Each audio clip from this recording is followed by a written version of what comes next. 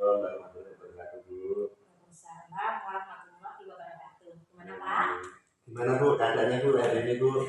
Alhamdulillah sehat. Alhamdulillah sehat ya. Nah, Alhamdulillah. ini, Bu, perkenalkan dulu.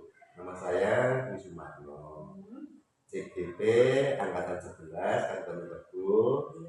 Yang bertugas di SD Negeri 29. Mau minta waktunya Ibu? Silakan. Oke, nah begini Bu, kami mendapatkan tugas tentang pengambilan keputusan di 5 etika. Bisa Bu, waktunya Bu, untuk saya wawancara Ibu? Bisa. Nah gini ya Bu, jadi Ibu selama menjadi pemimpin di sekolah ini mungkin ada yang Ibu identifikasi dari kasus-kasus yang ada kaitannya dengan dilema etika. Ada, Pak. Di SD 29 untuk kasus dilema etika itu banyak. Seperti contohnya anak itu ada sebagian yang terlambat. Itu kami anggap sebagai kasus dilema etika yang tidak begitu berat. Namun ada pernah kami jumpai dan kami alami di sekolah di 29 bahwasanya ada siswa yang berkelahi.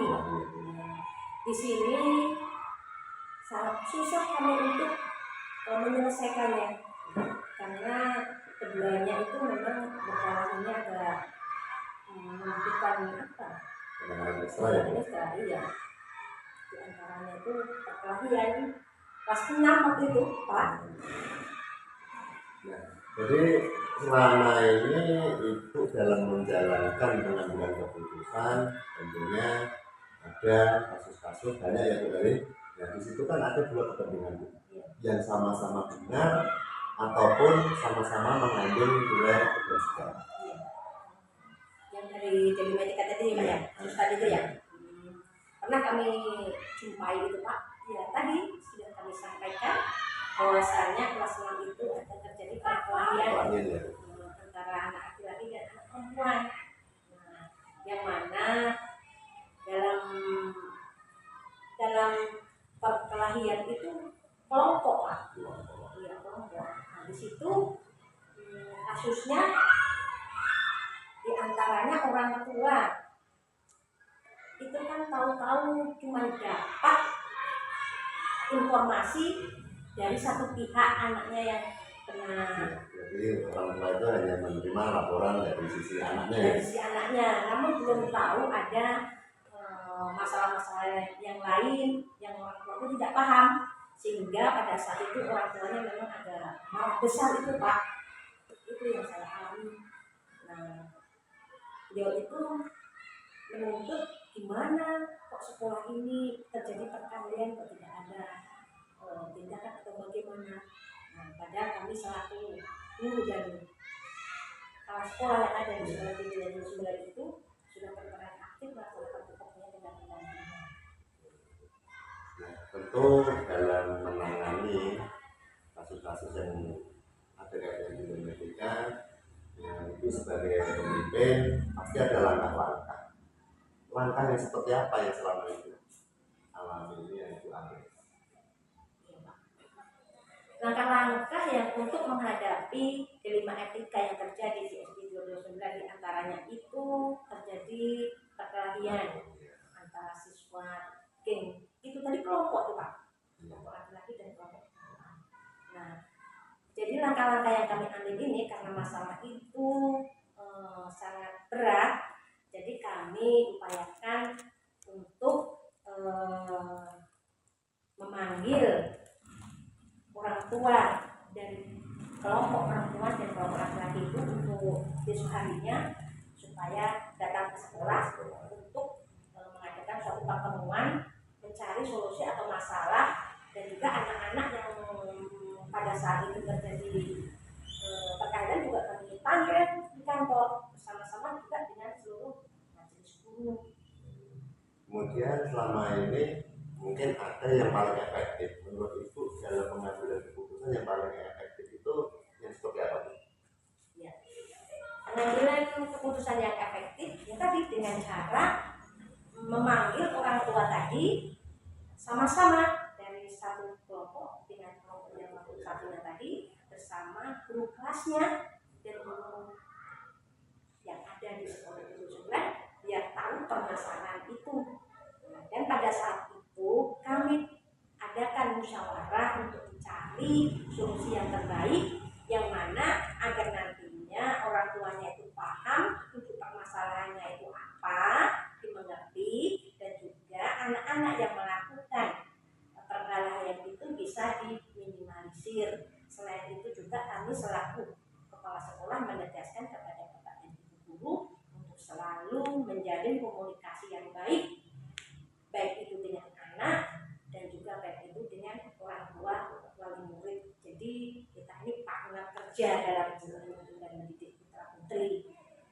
Nah, yang berikutnya Bu, tentu dalam pengambilan keputusan itu ada tantangan. Nah, tantangan ibu yang seperti apa ketika mau mengambil keputusan? Iya, kita manusia memiliki rambut yang sama hitam, namun hati kita berbeda-beda.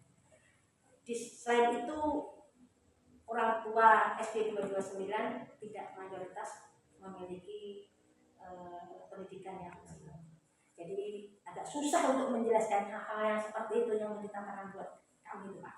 Tapi dengan penuh kesabaran, terjalin komunikasi yang baik, sehingga dengan mudah kami memberikan masukan-masukan yang mana wali murid itu bisa menerima apa yang kami sampaikan dan mohon kerjasamanya untuk juga bisa memberikan nasihat-nasihat bahwa perkawinan itu yang tidak bagus dan jangan memberikan contoh-contoh yang kurang pas bagi orang tua itu di keluarganya, karena gimana pun juga keluarga itu memberikan peran yang paling besar terhadap perkembangan fisik, mental kita.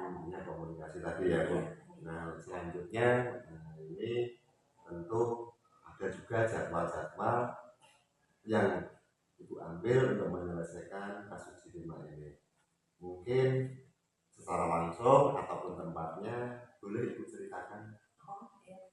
Tergantung permasalahan itu yang terjadi ya Pak ya. Ya. Kalau seandainya permasalahan Sidima etika itu tidak terlalu berat, kami langsung spontan saja. Di sekolah itu langsung kita tangani kasus-kasus itu yang tidak ada, maksudnya yang tidak ada pengaruh negatif ke anak dan juga ke guru. Kita sama-sama saling menyikapi untuk kebaikan. Namun kalau seandainya masalah itu berat, bisa kita adakan waktu untuk berdiskusi bersama lain hari, bisa kita panggil atau melalui surat untuk adakan pertemuan menyelesaikan masalah tersebut di sekolah agar nantinya masalah itu tidak berkepanjangan dan dapat kita reda dan dapat kita minimalisir sehingga yang terjadi di sekolah ini bukan masalah yang tidak diinginkan, tapi untuk peningkatan kualitas, untuk peningkatan kognitif, keterampilan dan sikap baik. Intinya kita lihat tingkat berat tidaknya permasalahan tadi ya Bu. Iya. Masih ada lagi Bu ini terkait tadi dalam pengambilan keputusan, tentu juga ada faktor yang mempermudah Ibu atau membantu Ibu dalam mengambil keputusan tersebut. Ya. Kita sebagai kepala sekolah dan juga seluruh dewan guru, wali murid, khususnya warga sekolah SD 229 harus saling menjaga komunikasi yang harmonis. Jadi baik dengan sesama guru harus terjadi komunikasi yang baik, kepala sekolah dengan guru juga ada interaksi komunikasi yang baik. Selain itu juga dengan orang tua selaku wali murid kita sudah harus berkomunikasi yang baik. Kita anggap tidak ada kita itu istilahnya melepaskan jabatan dan lain sebagainya. Kita tuh harus sama kalau kita menghadapi kasus yang seperti ini. Jadi kita rangkul orang tuanya bersama-sama agar apa yang kami sampaikan nanti beliau itu menyadari dan bisa memberikan perannya sebagai orang tua. Itu yang kami harapkan Pak.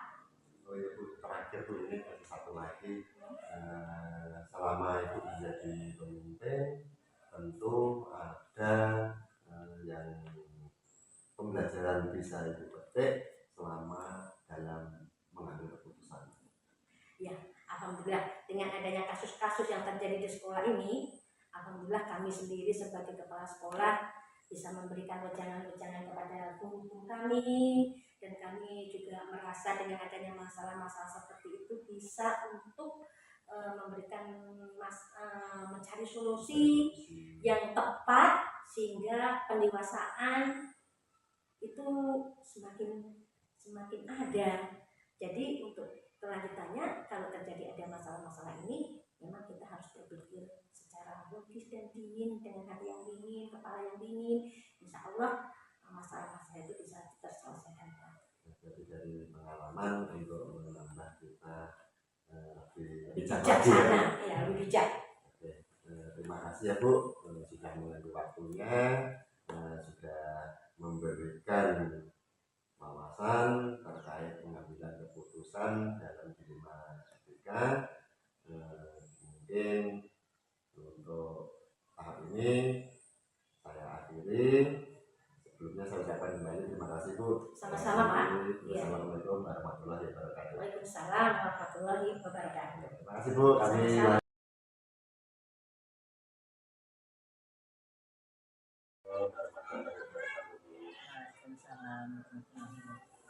gimana kabarnya Bu?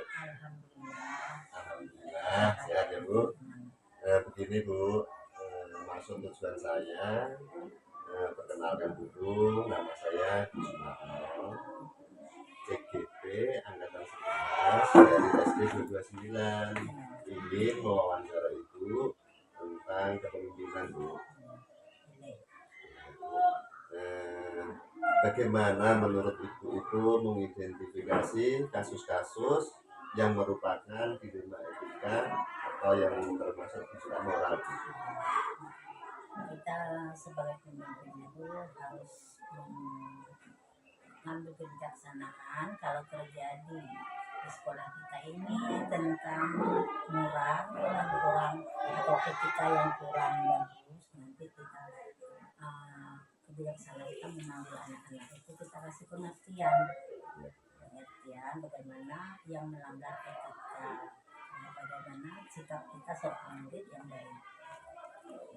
Kemudian selama Ibu menjadi pemimpin untuk di sekolah ini, bagaimana Ibu menjalankan pengambilan keputusan di sekolah Ibu, terutama jika ada kasus-kasus di mana ada dua kepentingan yang sama-sama besar atau sama-sama mengandung nilai kebajikan tadi? Kalau kebetulan ada kasus dan juga ada kepentingan lain, kami bagi waktu, istilahnya bagi tugas. Ada yang bagi tugas, ada yang meneruskan tentang kepentingan yang sama, dan juga ada sebagian kami memutuskan tentang membahas etika anak yang kurang baik. Langkah-langkah tentunya kan ada prosedurnya itu. Ya. Seperti apa yang biasa Ibu lakukan selama ini? Biasanya kami panggil anak itu yang melanggar etika, terus kami duduk bersama biasanya dengan wali kelasnya.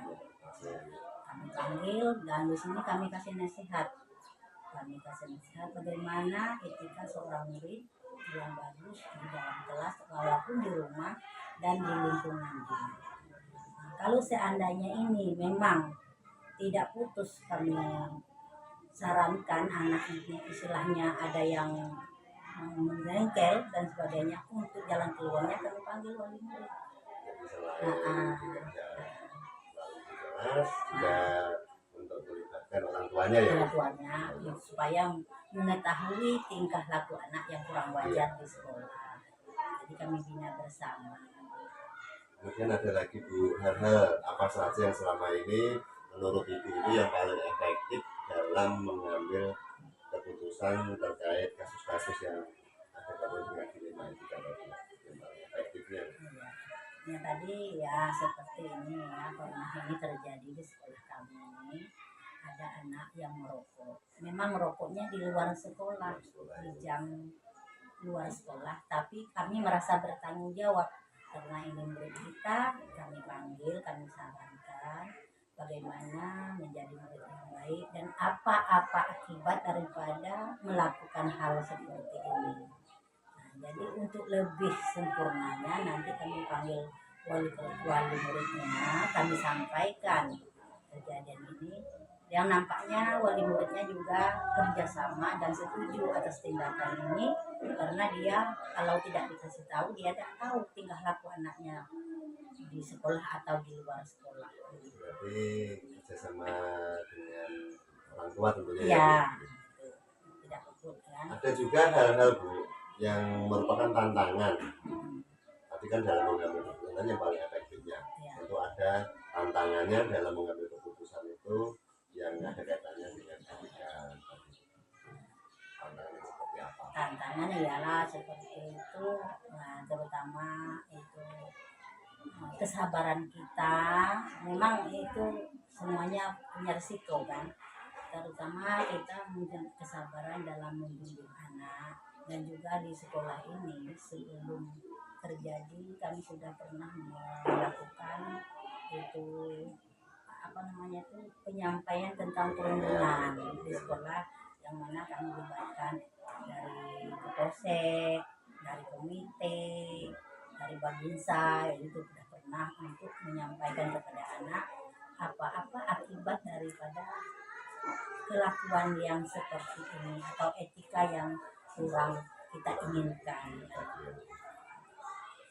Nah, terus setelah dalam pengambilan keputusan ada tantangannya, tentu ibu selama menjadi pemimpin itu memiliki jadwal tertentu untuk menyelesaikan kasus dilema etika, jadwalnya, tempatnya, ataupun dengan prosedur yang lain yang ibu jalankan. Ya, jadwalnya istilahnya di sekolah kita kan punya kegiatan setiap Jumat. Di dalam kegiatan Jumat itu kita sampaikan tentang etika itu, anak itu. Ya, tempatnya ya di sekolah. Yang kerjasama guru-guru dengan kepala sekolah, yang mana sudah kami tugaskan guru untuk menjalankan kegiatan topis. Disitulah kita memasukkan daripada etika-etika yang harus kita benah yang kurang sempurna. Ada lagi Bu, selain tadi tantangannya, waktunya, tentu ada seseorang ataupun faktor-faktor yang selama ini mempermudah, membantu ibu dalam mengambil keputusan. Faktornya gini, setiap anak melakukan pelanggaran etika itu kan di kelas biasanya, karena ibu itu kan tidak langsung ke kelas. Jadi ibu telah menyampaikan kepada guru-guru, seandainya di kelas itu bisa diselesaikan, ya diselesaikan sendiri. Kalau memang itu sudah membabah atau udah besar tidak bisa diselesaikan oleh wali kelas, baru disampaikan kepada kepala sekolah. Jadi sudah dikasih manat kepada guru-guru kelasnya. Itu kan sudah ada istilahnya wewenang dia menyelesaikan. Guru kelas lah yang membantu ibu untuk menyelesaikan masalah ini. Dari kelas ya. Guru kelas. Ini terakhir Bu, satu lagi Bu. Dari yang ibu sampaikan tadi, tentu ada pembelajaran yang bisa ibu petik selama mengambil keputusan. Pembelajarannya ya terutama itu kerjasama. Kerjasama ya. Nah, kalau kita tidak ada kerjasama, semua masalah tidak bisa kita selesaikan. Sulit kalau Ya, tidak kerjasama ya. itu semua segi, semua bidang gitu bisa kita kerjasama. Jadi semua dari masalah itu tidak bisa dikapirkan oleh kepala sekolah sendiri. Pasti ada yang membantu. Ya itu. Apa saja keputusan kita harus kerjakan. Terima kasih Bu sudah meluangkan waktunya untuk saya akhiri. Terima kasih kembali Bu. Wassalamualaikum warahmatullahi wabarakatuh. Waalaikumsalam.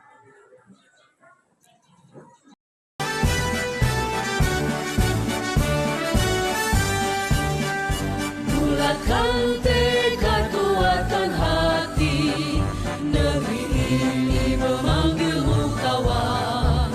Belajar, bergerak, berbagi untuk negeri.